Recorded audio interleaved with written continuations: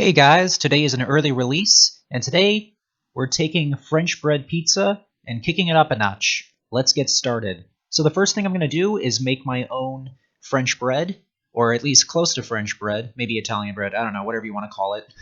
And of course, you can just buy your own bread from the store, but what I'm doing is I'm taking my pizza dough recipe and I'm literally just turning it into 2 loaves. So if you've watched any of my past pizza videos or have made my pizza dough before, then you'll know how to make this, and it's super easy. Just watch as I'm doing, and if you watched any of my past bread videos, you'll know how to make the loaves too.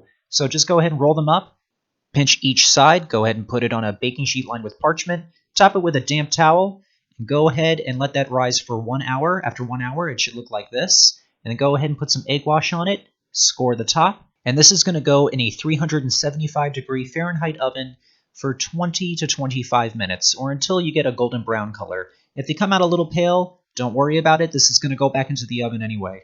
So the first thing we're going to do is saute our mushrooms, and want to let you know, I used baby Portobello mushrooms instead of white mushrooms this time. This is my first time actually cooking with them, and let me tell you something, these were so good that I don't think I'm going to go back to white mushrooms, so definitely recommend that.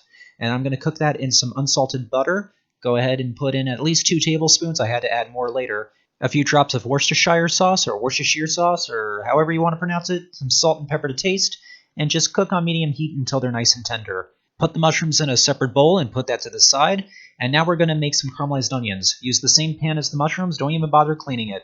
And now I'm putting in some olive oil, putting in 1 whole white onion, and I'm actually cooking this in beer. You can use any type of beer you want. If you want to know what I'm using Bud Light. I just like the taste of that.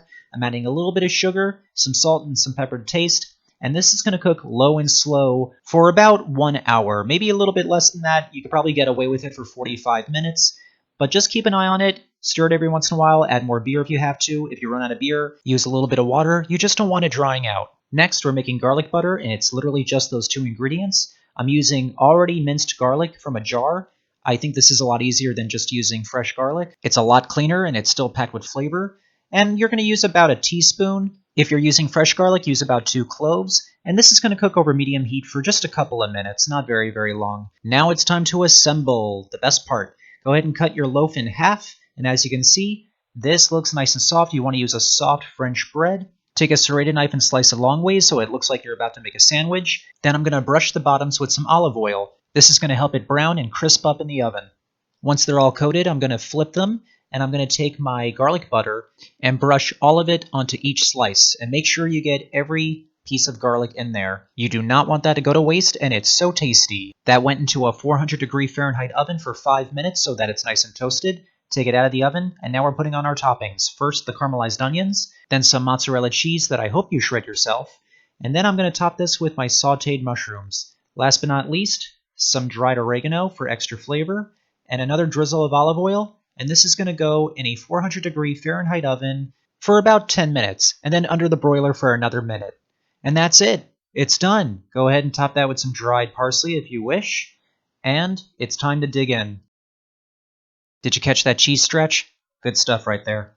Now, call me crazy, but I actually made a normal pizza version of this a couple of weeks ago, and I thought this came out so much better, which is weird because I used the same ingredients. And also, the French bread that I made is the same ingredients as the pizza crust, so I don't know what it is. Maybe it's because I let it rise more and it just came out softer, and I added the olive oil and the garlic butter, but everything together just came out amazing. I am surprised I haven't made this earlier in another video from, I don't know, a year ago, but I'm glad I made it now. I'm glad that I'm sharing it with you guys, and I hope you all enjoyed this one.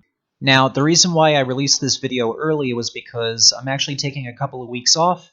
My birthday is next week. I'm going to be on vacation, so I'm probably not going to have time to make another video, but I will be back soon with more content, so stay safe out there. Have a happy Easter. Please remember to like and subscribe, and I will see you all next time.